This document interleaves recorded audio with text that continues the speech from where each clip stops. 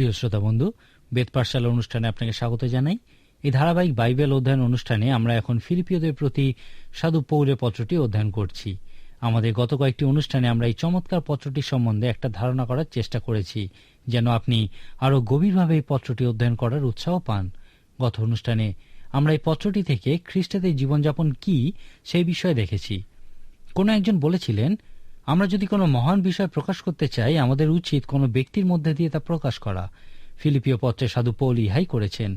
এইভাবে সাধু পৌল খ্রিস্টানদের জীবনযাপন বিষয়ক ধারণাটি কয়েকজন মানুষের মধ্যে দিয়ে প্রকাশ করেছেন।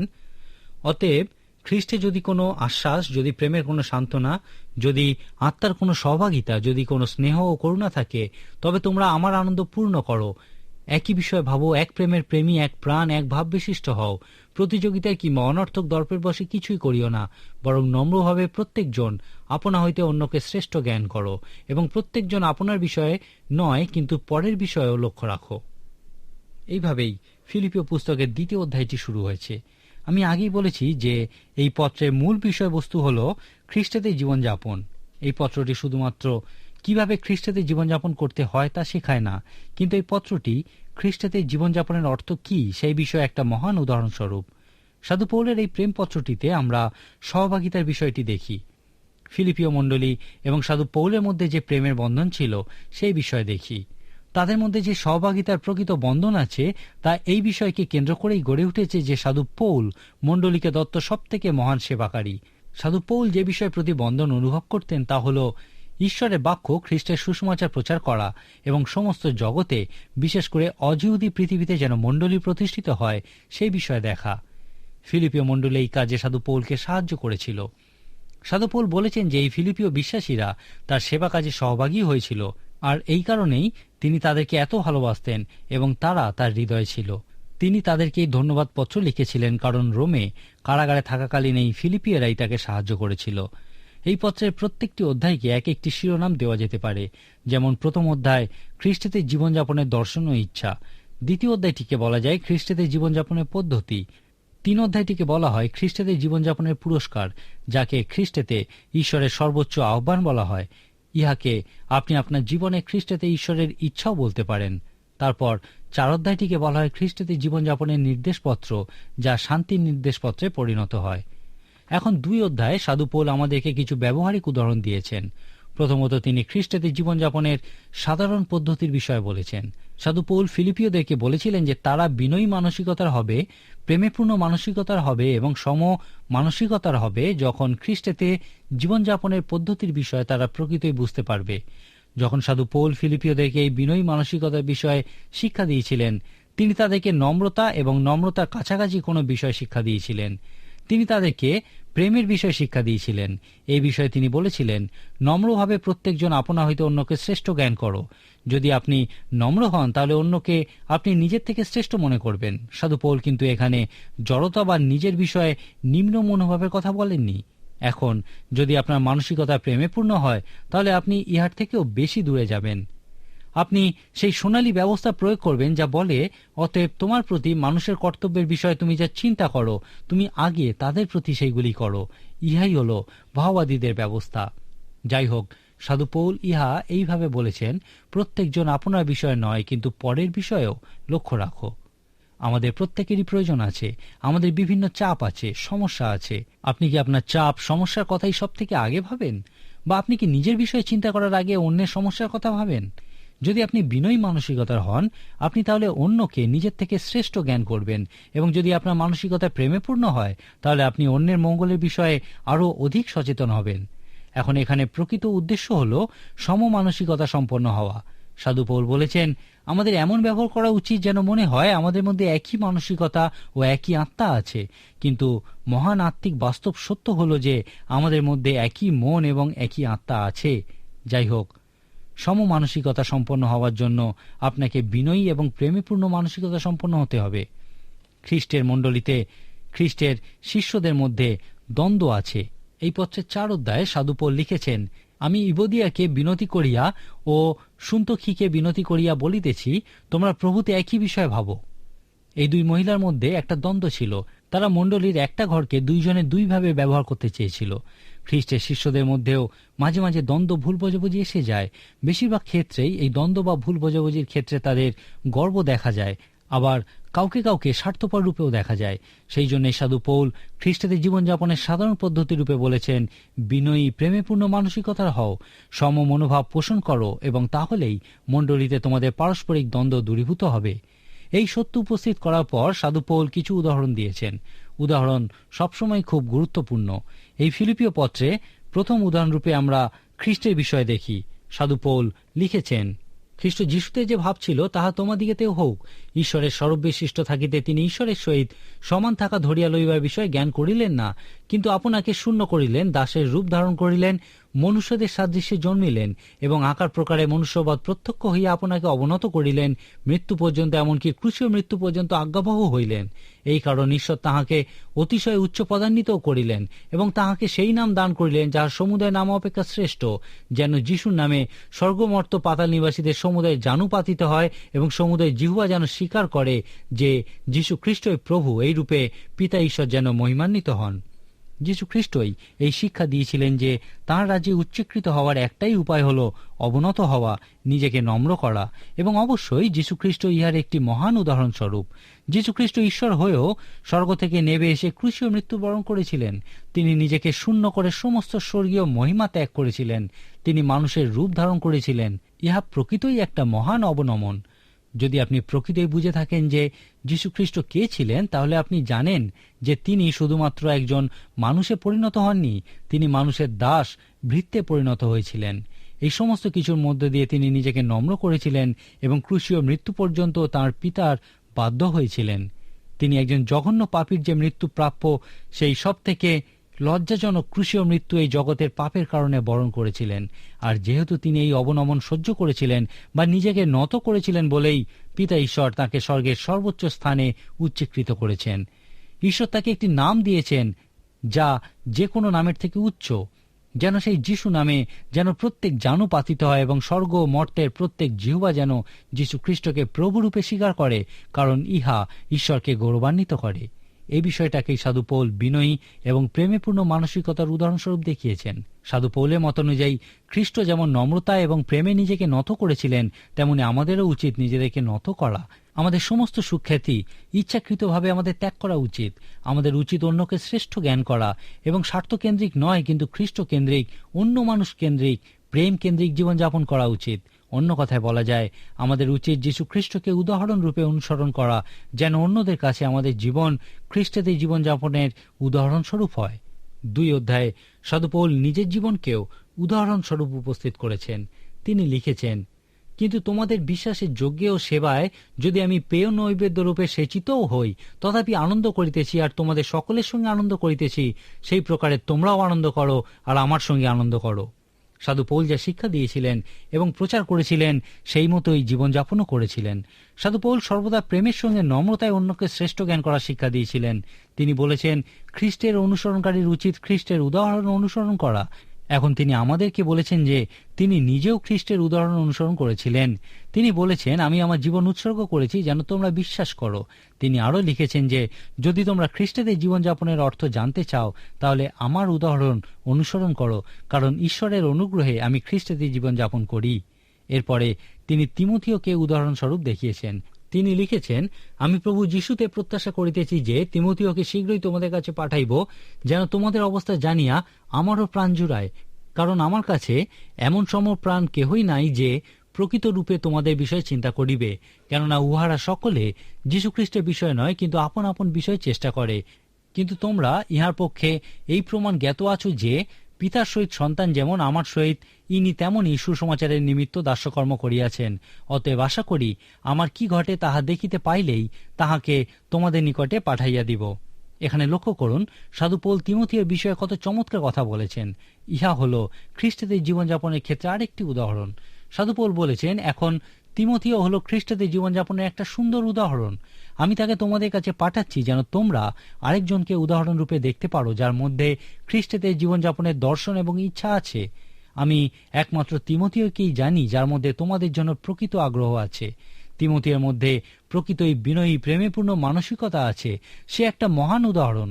তোমাদের নিশ্চয়ই মনে আছে, সে আমার সঙ্গে এমনভাবে কাজ করেছে যেমন পিতার সঙ্গে পুত্র কাজ করে, আর এই জন্যেই আমি তাকে তোমাদের কাছে পাঠাচ্ছি। আমার মনে হয় ইহা প্রকৃতই একটি চমৎকার উক্তি। তিমথিয়ের বিষয়ে সাধু পৌলের উক্তি অনেক মানুষের কাছেই প্রিয়। একজন বিখ্যাত প্রচারকের 2টি ছেলে ছিল। তার বড় ছেলে ঈশ্বরের সেবা কাজের সঙ্গে যুক্ত ছিল। সেই প্রচারক চাইতেন যেন তার ছেলে সেই এলীয় ভাববাদীর মতোই হোক, যার বিষয়ে বলা হয়েছিল তিনি মসীহের পূর্বে আসবেন। তিনি চাইতেন যেন তার ছেলে এই পৃথিবীতে সবথেকে মহান প্রচারকে পরিণত হয়। তার ছেলে যখন ছোট ছিল তখন থেকেই সে বাইবেলে দাগ দেওয়া শুরু করেছিল। সেই প্রচারক বলেছেন, পরবর্তীকালে যখনই তিনি বাইবেলে সেই দাগ দেওয়া অংশটা দেখতেন তখনই তা তার হৃদয় স্পর্শ করত। তিনি মনে করতেন পিতা পুত্র একসাথে সেবা কাজে অংশ নেওয়ার মতো মহান বিষয় আর কিছুই হতে পারে না। সাধু পৌলের সঙ্গে তিমথিয়ের এই রকম সম্পর্কই ছিল। সাধু পৌলের কাছে তিমথিয়ের সঙ্গে কাজ করার অর্থ হল পুত্রের সঙ্গে কাজ করার তুল্য। আজকের মতো আমার সময় এখানেই শেষ, কিন্তু অনুষ্ঠান শেষ করার আগে আমি আপনাকে কতকগুলি কথা বলতে চাই। আপনি যদি একজন নতুন বিশ্বাসী হন, তাহলে আপনার কি সাধু পৌলের মতো কেউ আছেন যিনি আপনার আত্মিক পিতা বা মাতা স্বরূপ হতে পারেন, যিনি অনেকদিন বিশ্বাসী রূপে জীবনযাপন করছেন? অথবা যদি আপনি অনেকদিন ধরে বিশ্বাসী জীবনযাপন করে থাকেন, তাহলে আপনার কি তিমথিয়ের মতো কেউ আছেন যিনি আপনার আত্মিক পুত্র বা কন্যা স্বরূপ হতে পারেন? একজন দার্শনিক বলেছিলেন, যদি আপনি একজন যুবক বা যুবতী হন এবং কোনো বৃদ্ধের সংস্পর্শে না থাকেন, তাহলে আপনি আত্মিকভাবে এবং মানসিকভাবে আঘাতপ্রাপ্ত হবেন। আর যদি আপনি একজন বৃদ্ধ হন এবং সাম্প্রতিককালে যদি কোনো যুবক বা যুবতীকে উৎসাহিত না করে থাকেন, তাহলে আপনি আপনার দায়িত্ব পালন করছেন না। ফিলিপিও 2 অধ্যায়ের শেষে সাধু পৌল একজন বৃদ্ধ ব্যক্তি ইপাফ্রোদিতকে উদাহরণরূপে উপস্থিত করেছেন, যিনি কারাগারে সাধু পৌলকে সাহায্য পৌঁছে দিয়েছিলেন। সাধু পৌল লিখেছেন, পরন্তু আমার ভ্রাতা, সহকর্মী ও সহসেনা এবং তোমাদের প্রেরিত ও আমার প্রয়োজনীয় উপকারার্থক সেবক ইপাফ্রোদিতকে তোমাদের নিকটে পাঠাইয়া দেওয়া আমার আবশ্যক বোধ হইল, কেননা তিনি তোমাদের সকলকে দেখিবার জন্য আকাঙ্ক্ষী ছিলেন এবং তোমরা তাহার পীড়ার সংবাদ শুনিয়াছ বলিয়া তিনি ব্যাকুল হইয়াছিলেন। আর বাস্তবিক তিনি পীড়ায় মৃতকল্প হইয়াছিলেন, কিন্তু ঈশ্বর তাহার প্রতি দয়া করিয়াছেন, আর কেবল তাহার প্রতি নয় আমার প্রতিও দয়া করিয়াছেন, যেন দুঃখের উপর দুঃখ আমার না হয়। এই জন্য আমি অধিক যত্নপূর্বক তাহাকে পাঠাইলাম, যেন তোমরা তাহাকে দেখিয়া পুনর্বার আনন্দ করো, আমারও দুঃখের লাঘব হয়। অতএব তোমরা তাহাকে প্রভুতে সম্পূর্ণ আনন্দ সহকারে গ্রহণ করিও এবং এই প্রকার লোকদিগকে সমাদর করিও, কেননা খ্রিস্টের কার্যের নিমিত্তে তিনি মৃত্যুমুখে উপস্থিত হইয়াছিলেন, ফলত আমার সেবায় তোমাদের ত্রুটি পূরণার্থে প্রাণপণ করিয়াছিলেন। খ্রিস্টের দেহে সহভাগিতার বিভিন্ন পর্যায় আছে। সাধু পৌল এই বৃদ্ধ ইপাফ্রোদিতের জীবনকে উদাহরণরূপে দেখানোর মধ্যে দিয়ে সহভাগিতার এই বিভিন্ন পর্যায়গুলির বিষয়ে বর্ণনা করেছেন। সাধু পৌল ফিলিপিওদেরকে বলেছিলেন যে এই বৃদ্ধ মানুষটি হলেন তার ভাই। এখন আমার মনে হয় না যে সাধু পৌল যে কোনো মানুষকেই তার ভাই বলতেন। সাধু পৌল আমাদের মতোই বিশ্বাস করতেন যে পবিত্র শাস্ত্র এই শিক্ষা দেয়, যখন আমরা নতুন জন্মের মধ্যে দিয়ে যীশু খ্রিস্টের কাছ থেকে ঈশ্বরের সন্তান হওয়ার অধিকার লাভ করি, তখনই আমাদেরকে ঈশ্বরের সন্তান রূপে ঘোষণা করা হয়।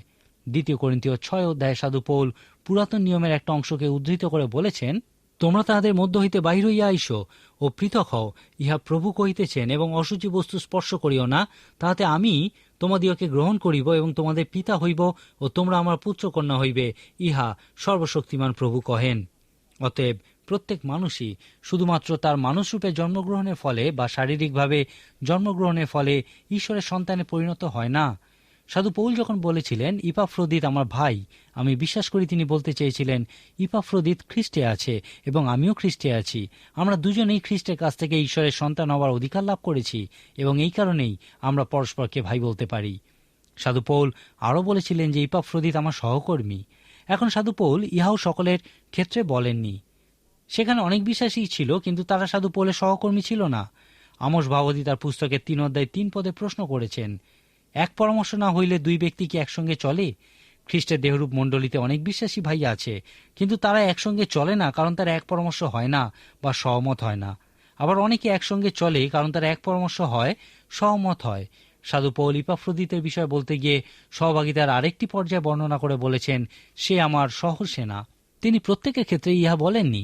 আমার বিশ্বাস সাধু পৌলের মানসিকতা অনুযায়ী একজন ভাই হলো সেই ব্যক্তি যে খ্রিস্টে থাকে, একজন সহকর্মী হলো সেই ব্যক্তি যে খ্রিস্টেতে এবং খ্রিস্টের জন্য তার সাথে একসঙ্গে কাজ করে, আর একজন সহসেনা হলো সেই ব্যক্তি যে খ্রিস্টের জন্য এবং খ্রিস্টেতে তার জন্য নিজের জীবন বিপন্ন করে। সাধু পৌল বলেছেন যে ইপাফ্রোদিত প্রায় মৃত্যুমুখে পতিত হয়েছিলেন। ইপাফ্রোদিত ফিলিপিয়ারা যে সাহায্য পাঠিয়েছিল কারাগারে সাধু পৌলকে তা পৌঁছে দেওয়ার জন্য নিজের জীবন বিপন্ন করতে রাজি ছিলেন। সাধু পৌল বলেছেন ইপাফ্রোদিত একজন সহসেনা, কারণ তিনি খ্রিস্টের জন্য নিজের জীবন বিপন্ন করেছিলেন। সুতরাং সহভাগিতার পর্যায়গুলি হল ভ্রাতৃত্ব, সহকর্মী এবং সহসেনা। তারপর সাধু পৌল সহভাগিতার আরও একটি উচ্চ পর্যায়ের বিষয় বলেছেন। ইপাফ্রোদিত একজন সংবাদবাহক ও সেবাকারী, যাকে ফিলিপীয় মণ্ডলী কারাগারে সাধু পৌলের কাছে সেবা কাজের জন্য পাঠিয়েছিল। সেবাকারী শব্দটির অর্থ হল ভৃত্য বা দাস। খ্রিস্টেতে জীবনযাপনের ক্ষেত্রে ইপাফ্রোদিত হলেন একটা চমৎকার উদাহরণ।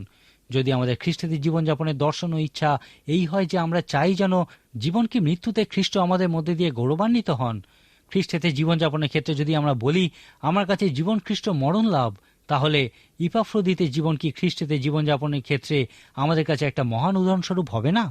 সংক্ষেপে বলা যায়, প্রথম অধ্যায়ে আমরা দেখি খ্রিস্টেতে জীবনযাপনের আদর্শ, দর্শন, ইচ্ছা এবং মানসিকতার বিষয়।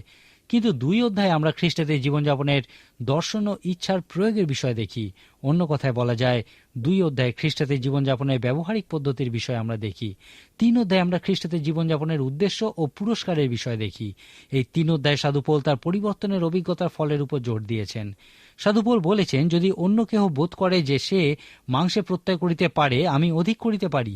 তিনি বলেছেন তিনি বিন্যামীন বংশীয়, ইব্রিকুলজাত ইব্রিয়, ফরিসীদের ফরিসি, অর্থাৎ সেই সময় সমস্ত উচ্চ মর্যাদা সম্পন্ন বিষয়গুলি তার মধ্যে ছিল।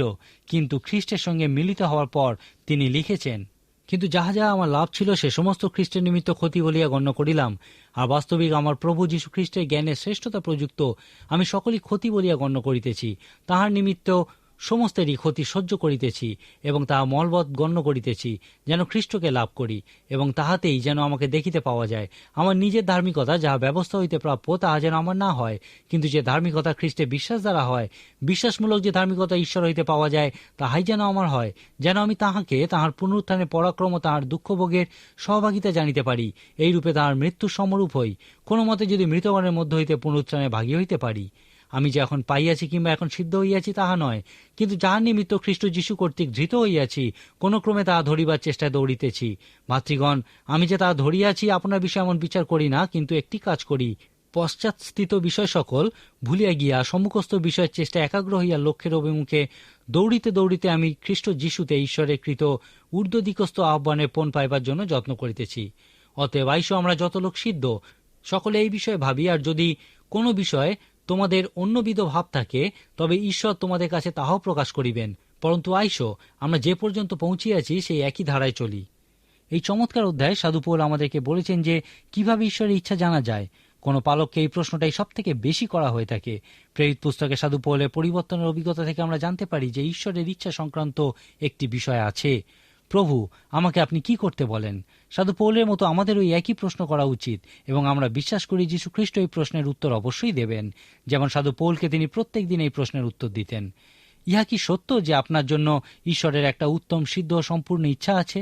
আমি বিশ্বাস করি ঈশ্বরের ইচ্ছা জানা সম্ভব।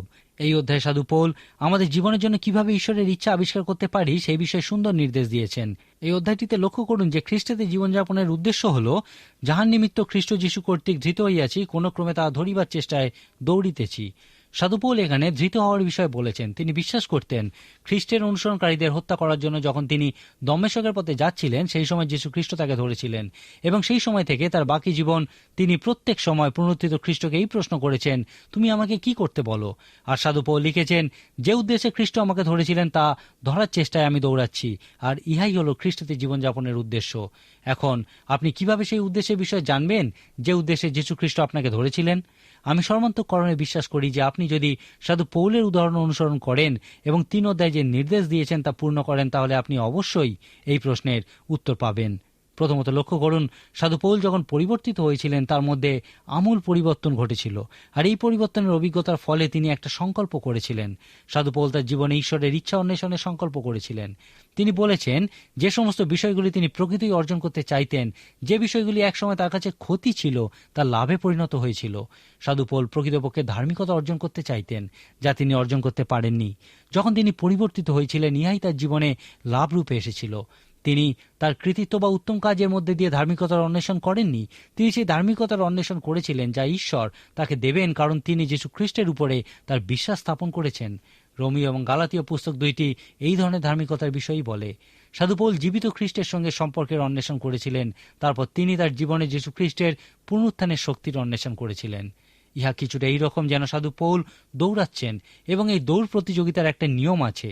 সাধু পৌল এই নিয়ম বর্ণনা করার মধ্যে দিয়ে আমাদের জীবনে ঈশ্বরের ইচ্ছা অন্বেষণ করার বিষয়ে একটা ধারণা দিয়েছেন। কোন একজন ব্যক্তি সাধু পৌলের এই নিয়মকে সংক্ষেপে এইভাবে প্রকাশ করেছিলেন: যদি আপনি আপনার জন্য ঈশ্বরের ইচ্ছার পরবর্তী অংশটা দেখতে চান, তাহলে আপনার জন্য ঈশ্বরের ইচ্ছা অনুযায়ী চলুন এবং তিনি আপনাকে ততটুকু দেখাবেন যতটুকু দেখার আপনার প্রয়োজন আছে। এই মহান অধ্যায় শেষে সাধু পৌল বলেছেন, যদি আমরা এই প্রতিযোগিতার শেষে পুরস্কার পাওয়ার জন্য দৃঢ় প্রতিজ্ঞ হই, যে পুরস্কারকে সাধু পৌল খ্রিস্ট যিশুতে ঈশ্বরের কৃত ঊর্ধ্বদিগস্থ আহ্বানের পণ বলেছেন, তাহলে আমাদের উচিত ঈশ্বর তাঁর ইচ্ছা অনুযায়ী আমাদেরকে যে আলো দেখিয়েছেন সেই আলোতেই জীবনযাপন করা, আর তাহলে ঈশ্বর আমাদের আরও আলো দেখাবেন। রাত্রিবেলা কোনো মোটর গাড়ির আলো কিছুদূর পর্যন্তই পৌঁছায়, কিন্তু সেই আলো অনুসরণ করেই শেষ পর্যন্ত গাড়ি চালানো যায়। 3 অধ্যায়ে সাধু পৌল আমাদের দুইটি বিষয়ের কথা বলেছেন। প্রথমটি হলো তিনি খ্রিস্টেতে জীবনযাপনের উদ্দেশ্য রূপে সেই চূড়ান্ত লক্ষ্যের উদ্দেশ্যে দৌড়ানোর কথা বলেছেন, যে লক্ষ্য হলো খ্রিস্ট যিশুতে ঈশ্বরের কৃত আহ্বানের পণ, যা ইফিসীয় পত্রে সাধু পৌল খ্রিস্টেতে আত্মিক আশীর্বাদ রূপে বর্ণনা করেছেন। এরপর তিনি এই উদ্দেশ্য অন্বেষণ করার ও পূর্ণ করার পদ্ধতির বিষয়ে বলেছেন। সাধু পৌল এই পুরস্কারের প্রসঙ্গে ঈশ্বরের ইচ্ছা অন্বেষণ করার বিষয়ে আরও অনেক কিছু তথ্য দিয়েছেন। তিনি লিখেছেন, আমি যেটা ধরেছি এমন মনে করি না, কিন্তু পিছনের বিষয় সকল ভুলে গিয়ে একাগ্রভাবে সামনের দিকে দৌড়াচ্ছি। আমরা অনেকেই আমাদের জীবনের অনেক অগ্রগণ্য বিষয়গুলিকে একটি বিষয়ে কমিয়ে আনতে ব্যর্থ হই। রাজা দাউদও সাধু পৌলের মতো অগ্রগণ্য বিষয়রূপে একটি মাত্র বিষয়ের উপরেই জোর দিয়েছিলেন। 27 সংখ্যার গীতে আমরা এই বিষয়ে দেখতে পাই। সাধু পৌলও এই বিষয়ে বলেছেন, একটি কাজ করি, খ্রিস্ট যিশুতে ঈশ্বরের কৃত ঊর্ধ্বদিগস্থ আহ্বানের পণ পাওয়ার জন্য সামনের দিকে দৌড়াচ্ছি। আপনার কি এই মতো চমৎকার সংকল্প আছে? আপনার কি সেই আত্মিক সীমারেখা আছে যা আপনাকে অনুভব করায় যে যীশু খ্রিস্ট আপনাকে একসময় ধরেছিলেন? তিনি কেন আপনাকে ধরেছিলেন তা জানার দৃঢ় সংকল্প কি আপনার মধ্যে আছে? আপনি কি বিশ্বাস করেন যে তিনি আপনাকে কিছু করতে বলেন? তিনি আপনাকে রক্ষা করতে চান, এবং ইহা খুবই গুরুত্বপূর্ণ একটি বিষয়। তিনি আপনাকে পরিত্রাণের অভিজ্ঞতা এবং ইহার গুরুত্বপূর্ণ অংশরূপে সেই অনন্ত মাত্রা দিতে চান। পরিত্রাণের এই মাত্রা ছাড়াও আপনি কি বিশ্বাস করেন তিনি আপনার জীবনের প্রতি আগ্রহী? কারণ তিনি আপনাকে কিছু করতে বলেন। এমন অনেক মানুষ আছেন যারা আত্মিক পিতামাতার কাছে বড় হয়েছেন, কিন্তু তাদের মধ্যে যীশুখ্রিস্টের মান দেখতে পাওয়া যায় না। আবার অনেকে আছেন যারা এই রকমই আত্মিক পিতামাতার কাছে বড় হয়েছেন এবং তাদের জীবনে একটা আত্মিক সীমারেখা আছে যা ঈশ্বরের ইচ্ছা ও আহ্বানের ও কাজের প্রতি তাদেরকে নিয়ে এসেছে। একজন বিখ্যাত ব্যক্তি বলেছেন যে মণ্ডলীর ইতিহাসে দেখা যায় এই মতো মানুষদেরকেই ঈশ্বর তাঁর মহান কাজের জন্য ব্যবহার করেছেন। সাধু পৌল তার পত্রে আমাদের পরিত্রাণের বর্তমান উদ্দেশ্যের উপর জোর দিয়েছেন। ইফিসীয় 2 অধ্যায় 8-10 পদে সাধু পৌল বলেছেন কিভাবে আমরা পরিত্রাণ পেয়েছি এবং আমাদের পরিত্রাণের উৎস কি। ফিলিপিও 3 অধ্যায় সাধু পৌল একই বিষয়ে বলেছেন, যীশু খ্রিস্ট আমাদেরকে শুধুমাত্র অনন্ত মাত্রায় পরিত্রাণ দেওয়ার জন্য ধরেননি, কিন্তু তিনি চান যেন আমরা এই বর্তমান মাত্রায় তাঁর ইচ্ছা অনুযায়ী কিছু কাজ করি, যে কাজ তিনি অনেক আগেই আমাদের জন্য ঠিক করে রেখেছিলেন। যখন আপনার জীবনেও এই প্রশ্ন, ঈশ্বর আপনি আমাকে কি করতে বলেন, একটা দৃঢ় সংকল্পে পরিণত হবে, তখন এই ফিলিপিও 3 অধ্যায় সাধু পৌল দেখাবেন যে কিভাবে আপনি খ্রিস্টেতে জীবনযাপনের পুরস্কার, যাকে তিনি খ্রিস্ট যিশুতে ঈশ্বরের কৃত ঊর্ধ্বদিগস্থ আহ্বান বলেছেন, তা আবিষ্কার করবেন। এখানে এই পুরস্কার কিভাবে জেতা যায় সেই বিষয়টিও তিনি বর্ণনা করেছেন। আপনি তা খুঁজে পাওয়ার চেষ্টা করুন। আজকের মতো তাহলে এখানেই শেষ করি। ঈশ্বর আপনার মঙ্গল করুন।